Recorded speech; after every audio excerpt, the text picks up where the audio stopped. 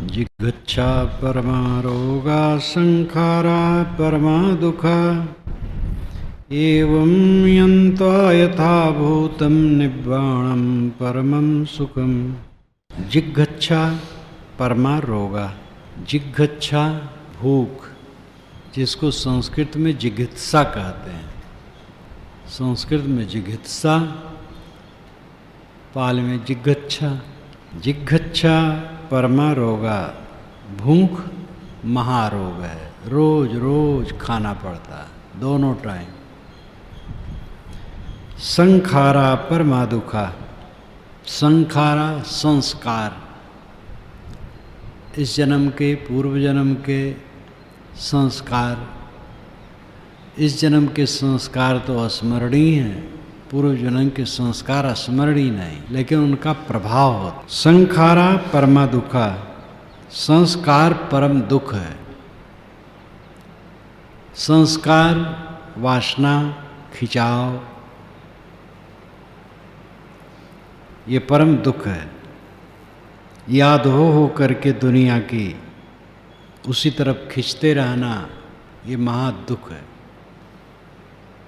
मनुष्य को चाहिए कि व्यवहार का काम करे और मन से उसका कुछ प्रोग्राम बना ले, रूपरेखा बना ले। व्यवहार स्मरणीय नहीं है, जपनी नहीं है, आराधनी नहीं है। जिसे खेती करना है तो हल बैल, खाद पानी, ऋतु, ये सब का ज्ञान, ये सब की सुरक्षा, हल चलाना, बीज डालना, सींचना, निदाई करना, ये सब काम करना ठीक है। लेकिन बारंबार उसी का स्मरण करते रहना, बिला वजह सोचते रहना, इस समय की बर्बादी है। एक मकान बनाना है तो मकान बनाने के लिए आपके पास रुपए होने चाहिए, जमीन होनी चाहिए, योग्यता होनी चाहिए। ये सब है, बनाओ, उसको जपो ना। जपते रहोगे तो समय बर्बाद जाएगा। यात्रा करना है 10 दिन के बाद, अब रोज उठाव पटक कर रहे हैं बिला वजह। सोच लो, टाइम आए चल दो। व्यवहार करणी है, जपनी नहीं है, स्मरणी नहीं है। स्मरणीय आत्मा असंगता है। संस्कार महादुख है। याद हो करके सांसारिक प्राणी पदार्थों की उसी में पचते रहना समय की बर्बादी तो है ही, मन की खराबी है। एवं यत्ता यथाभूतम निब्बाणम परमं सुखम। एवं यत्ता यथाभूतम, एवं एतद, इसको, यन्त्वा ज्ञात्वा, जानकर, यथाभूतम अच्छी तरह से, निब्बाणम परमं सुखम, सिद्ध होता है कि निर्वाण परम सुख है। शरीर धर करके पेट के पीछे लगे रहो जीवन भर, दुनिया के भोगों में उलझ कर उनके संस्कारों में पचते रहो, क्या फायदा होता है? खा खा करके कोई लाभ होता है? खाओ और निकालो, टट्टी पेशाब का कारखाना चलाओ। खा रहे हैं, पी रहे हैं और टट्टी पेशाब निकल रही, यही काम कर रहे हैं। टट्टी पेशाब का उपार्जन कर रहे हैं बस। इसमें रह करके जब कल्याण का काम किया जाए तब इसकी सफलता है। संस्कार महादुख है। दुनिया की याद कर करके चित्त क्षुब्ध रखना महादुख है। एवं यत्ता यथाभूतम, यथाभूतम जैसे वह है, भूत नाम सत्य,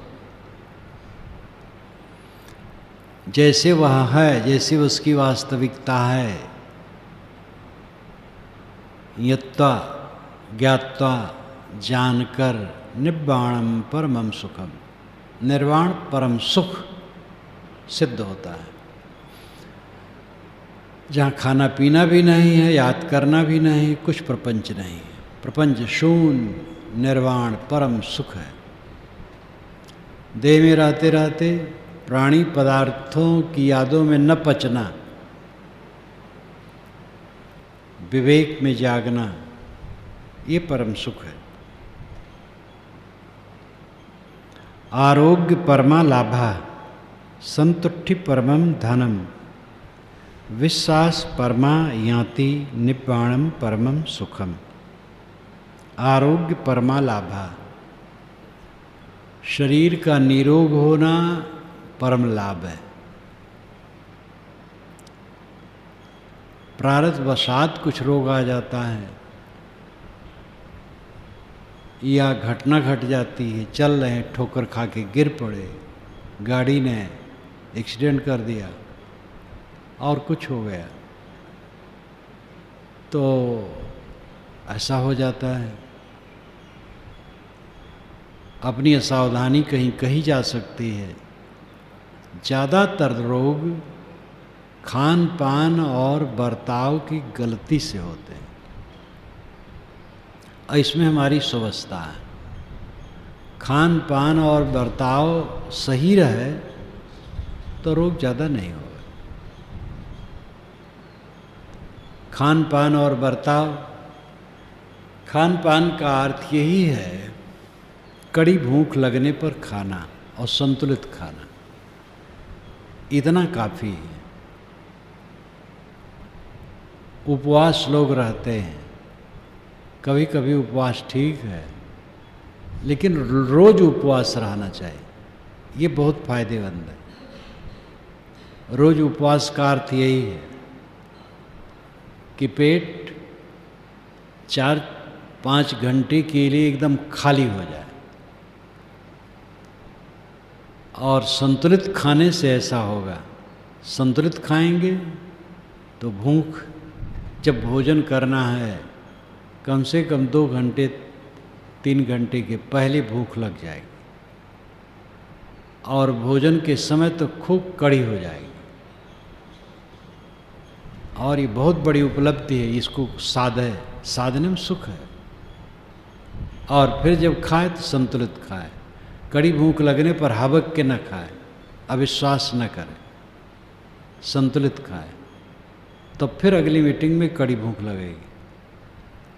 इस बात को कोई साध ले, पेट ठीक रहेगा, टट्टी साफ उतरेगी, रक्त वहन अच्छा रहेगा, स्फूर्ति रहेगी, सब बढ़िया रहेगा। और व्यवहार ठीक रखे, यानी आचरण, भोग में न पड़े। भोगी आदमी रोगी बनेगा। व्यवहार अपना, आचरण ठीक रखे। आरोग्य परमा लाभा, आरोग्य परम लाभ है। आरोग्य के लिए सुंदर विचार और संतुलित भोजन ये चाहिए। और भोजन वही है जो सहज प्राप्त हो। स्पेशल भोजन गलत है। स्पेशल भोजन के लिए कभी चक्कर में न पड़े, अमुक चीज चक्कर में न पड़े, अमुक चीज मिलनी चाहिए, कभी न सोचे। सहज प्राप्त वही भोजन है। तो इससे निरोग शरीर रहेगा। कितने लोग स्पेशल भोजन कर करके, खा खा करके शरीर को खराब कर देते हैं। संतुष्टि परमम धनम, संतुष्टि परमम धर्म, परमम धनम, परम धन है संतोष। गोधन, गजधन, वाजधन और रतन धन खान, जब आवे संतोष धन, सब धन धूर समान। संतोष के बिना कोई सुखी हो ही नहीं सकता। संतुष्टिम परमम धनम, संतुष्टि परमम धर्म, विश्वास परमा याति, याति जाति, बंधु भाई। विश्वास परम बंधु है, बहुत बड़ा भाई है। अपने पास जो रहने वाले उनमें विश्वास करना चाहिए। और व्यवहार में अविश्वास उत्पन्न होने लगता है। हम दूसरे को समझ नहीं पाते हैं और उसको दोषी मान लेते हैं, इसलिए विश्वास उत्पन्न होता है। किसी को दोषी मानने के पहले समझने की चेष्टा करनी चाहिए, अविश्वास न करें। हिदायत करना, समझाना ये ठीक है, लेकिन अविश्वास करने से तो व्यवहार रूपी भवन की नींव ही खिसक जाती है। पत्नी पर, पति पर, पुत्र पर, भाई पर, माता पर, पिता पर। एक व्यक्ति तो अपनी पत्नी पर इतना विश्वास करता था, अभी भी करता होगा पता नहीं। उसकी लड़की, उसके लड़के रो के हमसे कहे कि साहब हमारी माता बिल्कुल निष्पाप निर्मल है, लेकिन पिता अत्यंत अविश्वासी। बुलाया, समझाया, और लड़के जवान जवान है, लड़कियां जवान जवान हैं, लेकिन अब पिता का वहम। एक का लड़का बड़ा अविश्वासी अपने पिता के लिए। तो ये सब अविश्वास जब होता है तो व्यवहार रूपी भवन की नींव खिसक जाती। विश्वास करो साथियों पर, त्रुटियां हो जाए संभालो, सुधारो। जो अब जैसे ये समाज है, अब इस समाज में जो समझते हैं हमारा कल्याण है, समर्पित भावना है, तो वे धीरे धीरे सुधरेंगे। जिनका यह है कि यहाँ रहने से कल्याण नहीं, वो रह भी नहीं पाते, तो चला भी जाते हैं, और रहें तो उनको रहना गलत है, चला जाना चाहिए। जिनको यह है कि यहाँ रहने से लाभ है, वो सुधरेंगे। अब लाभ है ऐसा मान लें तो तुरंत एकदम जीवन मुक्त हो जाएंगे। त्रुटियां तो रहती हैं, छोटी छोटी बातों में कहीं भूल चूक हो जाती, उसको लेकर के उस पर अविश्वास न करें, सुधारने का रास्ता दिखाए। एक बैग कोई जीवन मुक्त नहीं होता है, अभ्यास करते करते होता है। इसलिए उस व्यक्ति को भी अपने पर विश्वास नहीं करना चाहिए कि मैं नहीं सुधरूंगा, और दूसरे लोगों को भी उस पर विश्वास नहीं करना चाहिए कि नहीं सुधरेगा।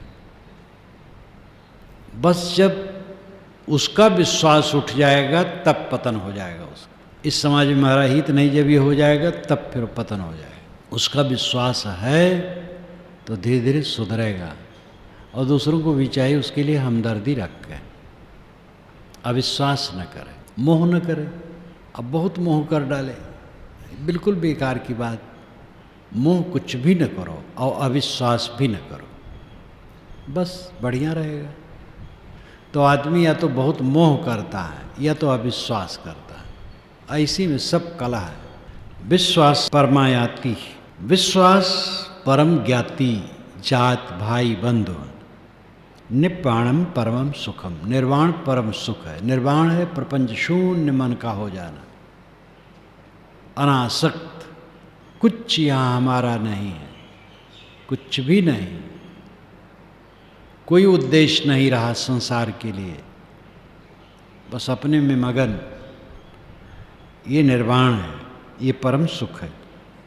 आरोग्य परमालाभ, संतुष्टि परमम धर्म, विश्वास परमायाति, निब्बाणम परमम सुखम। पविवेक रसम पीत्वा रसम उपसमस्य च, निद्रो होति निप्पापो धम्म पीत रसम पीवम। पविवेक रसम पीत्वा, प्रविवेक, पविवेक संस्कृत में हो जाएगा प्रविवेक, यानी पूर्ण विवेक। प्रविशेषण, पूर्ण विवेक का रस जो पीता है। पाली भाषा के अनुसार विवेक का अर्थ है एकांत, संस्कृत भाषा के अनुसार विवेक का अर्थ है आत्मा अनात्मा को अलग समझना। लेकिन असली एकांत वही है, जड़ पदार्थों से जब आत्मा को अलग पूर्ण रूप से समझ लिया, वही एकांत है, अकेला हो गया।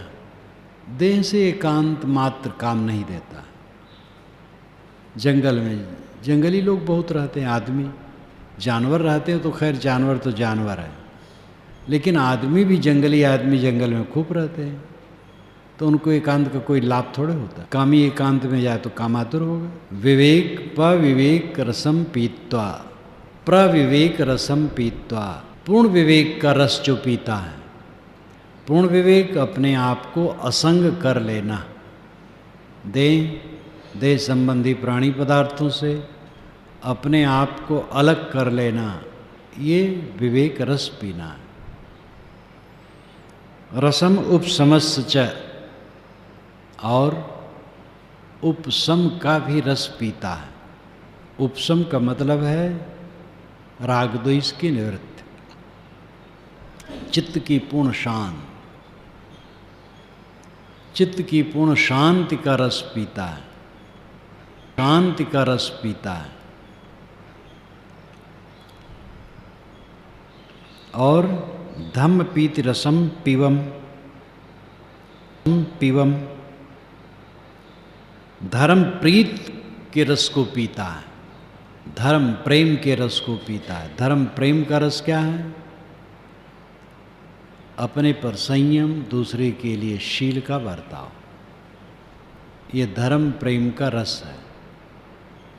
सदैव अपने पर संयम करता है, अपने को कभी क्षमा नहीं करता है, अपनी त्रुटियों को देखता है और संभालता है अपने को, और दूसरे के लिए जितना बन सके हमदर्दी का बर्ताव करता है। ये धर्म प्रीत रस पीना है। तब क्या होता है? निद्रो होत निपापो, वो निर्भय और निष्पाप हो जाता है, उसमें भय नहीं रह जाता क्योंकि पाप नहीं रह जाता। इन बातों पर ध्यान देना चाहिए। जो मनुष्य विवेक का रस पीता है, अपनी आत्मा की असंगता का बोध प्राप्त करता है। उपशमस्य च, उपशम का रस पीता है, शांति का रस पीता है, और शांति के लिए राग द्वेष से रहित होना जरूरी है। और धम्म पीत रसम पीत्वा, धर्म प्रीत के रस को पीता है, अपने आचरण की सदैव निगरानी रखता है और ये ध्यान रखता है कि मेरे द्वारा किसी को तकलीफ न हो, मेरे मन द्वारा, वाणी द्वारा, कर्म द्वारा किसी को तकलीफ न हो, ये ध्यान रखता है। ये धर्म प्रीत का रस पीना है। तो ऐसा आदमी निष्पाप हो जाता है और निद्रव, निर्भय हो जाता है। साव दस्सन मरियानम सन्निवासो सदा सुखो, अदस्सनेन बालानम नित्यमेव सुखी सिया। साहु दस्सन मरियानम, दस्सन मरियानम दर्शन आर्याणाम, आर्यों का दर्शन साहु साधु अच्छा है, आर्य दर्शन बहुत अच्छा है। आधुनिक बौद्ध लोग आर्यों को गाली देने में लगे रहते हैं, डटे रहते हैं, और जिसकी शरण में गए हैं वह कहते हैं साहु दर्शन मरियानम, आर्यों का दर्शन करना उत्तम है। तो जो आर्यों को गाली देने में डटे रहते हैं वो आर्य एक समूह को मानते हैं, लेकिन आर्य का अर्थ है उत्तम। कृतेन ही भवेद आर्यो न धनेन न विद्या, आचरण से आदमी आर्य होता है, धन विद्या से नहीं। बस होता है सोतापन, सकतगामी, अनागामी लक्षण वाला व्यक्ति आर्य कहलाता है बौद्ध विचार से। श्रोतापन जिसका है, जो इस कल्याण की धारा में पड़ गया, निकल नहीं सकता, श्रोतापत्ति अवस्था उसकी, यानी समर्पित हो गया है आध्यात्मिक साधना में। और सकतगामी इतना ऊंचे उठ गया है कि अब उसका अगर होगा तो एक ही जन्म होगा, दो जन्म नहीं होगा, अगले जन्म में वो काम कर लेगा। और अनागामी अब और जन्म नहीं, इसी जन्म में पूरा है, निर्वाण, इन लक्षणों युक्त व्यक्ति को आर्ज कहा जाता है। ये बौद्ध परंपरा के अनुसार परिभाषा है, सहज परिभाषा है। जो निर्मल है, संत हृदय, वो आर्ज है। बंधन मुक्त है, वो आर्ज है। और ऐसे संतों का दर्शन साहु, साधु, उत्तम है। आए साधु बाबा आनंद भई नगरी। संतों के दर्शन से अविनाशी की याद आती है। सन्निवासो सदा सुखो, सन्निवासो सदा सुखो, सतनिवासो सदा सुखो। संतों के साथ निवास होना सदा सुखदायी है। संत का लक्षण है रागत द्वेष रहित निर्मल आत्मा, अंतर्मुख आत्मा, जो साधना परायण है, भोग परायण नहीं है, योग परायण है। ऐसे संत के पास रहना सदा सुख है। सन्निवासो सदा सुखो। लेकिन अदस्सनेन बालानम नित्यमेव सुखी सिया। मूर्खों का सामना न पड़ना सदैव सुखदायी है। मूर्ख का सामना बड़ा महाझंझट। संत को भी अगर मूर्ख मिलें तो संत को कोई लाभ थोड़े है। झंझट सहना पड़ेगा, वो प्रतिक्रिया में नहीं पड़ेंगे, लेकिन उपाधि तो सहना पड़ेगा। इसलिए मूर्ख आदमी का सामना न पड़ना सदैव सुखदायी है। मूर्ख का लक्षण क्या है? ये मत समझना जो पढ़ा लिखा नहीं वो मूर्ख है, और जिसकी बुद्धि कम है वो मूर्ख है। अमुक कला नहीं जानता इसलिए मूर्ख है। यहाँ मूर्ख का लक्षण नहीं। मूर्ख का लक्षण है जो अपने हानि लाभ को न जाने और विपरीत पथ में चले और समझाने पर भी न समझ पावे, ऐसा आदमी मूर्ख है। वो सांसारिक कामना वाला है तो उसकी संगत सुखद हो ही नहीं सकती। अदस्सनेन बालानम नित्यमेव सुखी सिया। ये तो पूरी गाथा में जगह जगह ये कहा गया। कबीर साहिब वाणी में भी बराबर कहा गया है। मूर्ख के सिखलावते ज्ञान गांठ का चाय, कोयला होए न उजरा सोमन साबुन लाए। मूर्ख को सिखलाओगे तो ज्ञान गांठ का जाए, तुम्हारे पास का ज्ञान भी चला जाएगा। समझाओगे वो मानेगे नहीं, तो बारंबार समझाते समझाते तुम्हें भी तामस आ जाएगा, तो अपने ज्ञान गांठ का भी ज्ञान गया। और तो कोयला है, उजला होगा नहीं, चाहे 100 मन साबुन से धो, तो 101 मन साबुन से धो तो क्या शुद्ध हो जाएगा? 100 मन का लाक्षणिक अर्थ बहुत, चाहे जितना साबुन से धो कोयला उजला नहीं होगा। ऐसे कुछ लोग होते हैं जो उजले नहीं हो सकते हैं, इसलिए अपना हाथ पैर पटको न। जिनके मन में धसा है संसार का भोग, सम्मान, पद, प्रतिष्ठा, अधिकार, लालसा, उनको तुम सुधार करके साधु नहीं बना पाओ। तो संतों के दर्शन पवित्र हैं, संतों के साथ निवास सदैव सुखद है, और मूर्खों से दूर रहना सदैव सुखद है। बाल संगतचारी ही दीघ मध्यान सोचती, दुखो बाली संवासो अमित्तेनेव सब्बदा, धीरोचा सुख संवासो याति नमवा समागमो। बाल संगतचारी ही दीघ मध्यान सोचती। बाल संगतचारी जो है, जो व्यक्ति मूर्खों की संगत करता है, दीघ मध्यान सोचती, दीर्घम अध्वना सोचती। दीर्घ अध्वन नाम रास्ता, लंबे रास्ते तक वो सोचेगा, और अध्वन नाम समय, लंबे समय तक वो सोचेगा, चिंता करेगा। मूर्ख आदमी की जो संगत करेगा वो बहुत दिनों तक दुख में पड़ा रहेगा। दुखो बाले ही संवासव, मूर्ख आदमी के साथ निवास करना दुख पैदा करता है। अमित्रेनेव सर्वदा, सर्वदा अमित्रेनेव, अमित्र के समान वो है, वैरी के समान है, क्योंकि मूर्ख है, हान लाभ समझता नहीं। तो ऐसे मित्र मत बनाओ जो मूर्ख है। धीरोचा सुख संवासो याति नम व समागम। लेकिन कोई धीर है, विवेकवान है, गंभीर है, आत्मस्थ है, सुख संवासो, उसके साथ निवास सुखद है। कैसे सुखद है? याति नम व समागमो, भाई बंधुओं के साथ रहने के समान सुखद है। अब भाई बंधु भी बेचारे भोले भाले हैं, दुनियादारी हैं, वहाँ कलेश हो सकता है। ये तो एक उपलक्षण मात्र है। याति नम व समागमन जो कहा गया, एक उपलक्षण मात्र है। वस्तुतः धीर की संगत के समान कोई सुख नहीं है। जाति बिरादरी वाले धीर तो नहीं है, कोई हो सकता है, लेकिन जात बिरादरी के लोग भाई बंधु सब धीर नहीं होते हैं।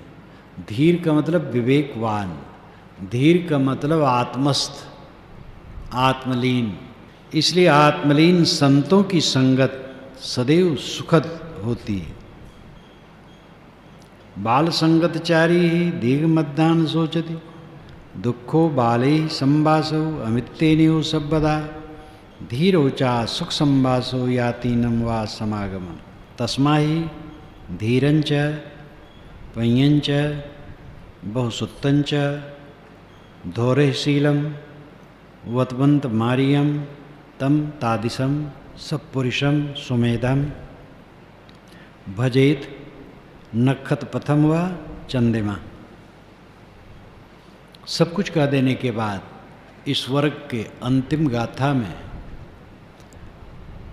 पूज्य तथागत कहते हैं, तस्मा ही, इसलिए, धीरंच, जो धीरवान पुरुष है, विवेकवान पुरुष है, आत्मरत पुरुष है, पय्यंच, पय्यंच, प्रज्ञावान है, विवेकवान है, अंतर्दृष्टि वाले हैं, समझदार हैं, बहुसुतंच, बहुसुत्तंच, बहुश्रुत, संपन्न ज्ञानी है, हर बात जो कल्याण की है अच्छी तरह से समझते हैं। धोरेशीलम, धोरेशीलम का अभिप्राय है भार वहन करने में समर्थ स्वभाव होना। शील स्वभाव, धोरेशीलम, भार वहन करने में सहन स्वभाव वाले हों, घबरा न जाए। साथी बाराती त्रुटि देख के घबरा गए तो क्या उनको संभालेंगे? अपना भी दुखी होंगे। उनकी त्रुटियों को सुधारने के लिए राय देता रहे प्यार से। प्यार है, फटकार है, ज़्यादा तो प्यार ही ठीक है, फटकार ठीक नहीं है। नहीं तो अपने फटकारने की आदत बन जाएगी तो गुरु लोग चिड़चिड़ा हो जाते हैं, माता पिता चिड़चिड़े हो जाते हैं, मालिक चिड़चिड़े हो जाते हैं, बड़े नेता चिड़चिड़े हो जाते हैं। क्यों? क्योंकि अब अनुगामी हर प्रकार के होते हैं, तो डांटते फटकारते चिड़चिड़े हो जाते हैं, तो दूसरे को सुधारने में अपने बिगाड़ कर लेते हैं। इसलिए प्यार ही ठीक है, फटकार ठीक नहीं। अब 20 बार कोई प्यार करे, एक बार फटकार दे तो कोई बात नहीं। फटकारने कहीं स्वभाव बन गया तो गड़बड़ हो गया। धोरेशीलम शब्द बहुत गंभीर है। भार वहन करने में समर्थ स्वभाव, खूब गंभीरता से मुझे इस प्रसंग में याद आती है। मैं अयोध्या से दक्षिण भरतकुंड के पास भदरसा बाजार में था। आज से 30-35 वर्ष पुरानी घटना होगी। तो एक घर में था, वहाँ से सुबह फैजाबाद जाना था और गृहपति भी साथ जाने वाले थे। कई लड़के थे, कोई 8 बरस का, कोई 10 बरस का, कोई 12 बरस का, कोई 16 बरस का। संपन्न घर था। माता खिला रही थी, किसी कपड़े पहना रही थी, को चिल्लाए, उससे लड़े। अब उसको लगे मानो कुछ हो नहीं रहा। शांत, उसको खाना दे रही है, उसको कपड़ा पहना रही है, उसका मुंह पोंछ रही है। अब लड़के तो लड़के चिल्लाते हैं, हल्ला करते हैं। ये चाहिए, वो हो गया, और एक शांत बस कर रही है, और मालूम होता है उसके साथ कुछ घटना नहीं घट रही है। तो कितने सामान्य लोग होते हैं जो धैर्यशील होते हैं, और उनको कोई न तो ज्ञान था, न शास्त्र का ज्ञान था, न रात दिन सत्संग था, भक्त घर था, लेकिन धैर्यशीलम, भार वहन करने में समर्थ स्वभाव होना चाहिए। वही परिवार, समाज, संस्था, पार्टी, कंपनी, किसी भी समूह को निभा सकता है। और थोड़े में घबरा गया साथियों से, वहाँ धड़ धड़ पढ़ करने लगा, क्या कर सकता। ये तो कई बार कहा कि कोई तुरंत सुधर नहीं जाता। साथ अब यहाँ तो सुधारने का खाली काम है, ये के काम है, सुधारने के लिए सब आते हैं, लेकिन सब तुरंत जीवन मुक्त हो जाएंगे। धीरे धीरे धीरे धीरे सुधरेंगे। जिनका विश्वास पक्का है वो सुधरते चले जाएंगे। अब जिनका विश्वास ढील हो गया तो बेकार हो गया। धैर्यशीलम वतमंत मारियम व्रतवंतम आर्यम, व्रतवती हो, व्रतशील हो, दृढ़ संकल्प वाला हो, ढूंढू नकीर नहीं। आज कुछ सोचा, कल कुछ सोचा, क्षण क्षण में मन इधर उधर उधर, ऐसा नहीं। पक्का निर्णय कर लिया और मजबूत संकल्प ले लिया। व्रतवंतम, व्रतवंतम, व्रतवंतम। और आर्यम, आर्य है, उच्च विचार का है, उच्च रहनी का है। सुमेधम, बुद्धि अच्छी है, संतुलित बुद्धि है, घबराने वाली बुद्धि नहीं है। तम तादिशम सत्पुरुषम, तम ऐसे संत पुरुष की, तादिशम या इस ढंग के और कोई हो उनकी, सत्पुरुषम सत्पुरुषम भजेत, भजो, भजो नाम सेवा करो, संगत करो। कैसे? नक्षत्र पथम व चंद्रमा, जैसे चंद्रमा नक्षत्र पथ में चलता है, वो झाड़ी झंखार में नहीं चलता, कहीं ध्यारे ध्यारे में नहीं चलता, नक्षत्र पथ में चलता है। नक्षत्र सब चमकते रहते हैं, तारे, वो चमकते तारों के पथ में चलता है चंद्रमा। तुम कल्याण चाहते हो तो ऐसे संतों के बीच में रहो। अहंकार करोगे हम तो स्वयं संत हैं, और संतों की संगत छोड़ दोगे, धीरे धीरे पतन हो जाए। तस्माहि धीरंचा पय्यंचा बहुसुत्तंचा धैर्यशीलम वतवंतम मारियम तम तादिशम सत्पुरुषम सुमेधम भजेद नक्षत्र पथम व चंद्रमा। इसलिए धैर्यवान, प्रज्ञावान, बहुज्ञानी, साथियों को संभालने में समर्थ, दृढ़ संकल्प वाले, उच्च आचरण वाले, अच्छी बुद्धि वाले, ऐसे संतों की, ऐसे सत्पुरुषों की सेवा करो, उनके बीच में रहो, निश्चित है तुम्हारा कल्याण होगा।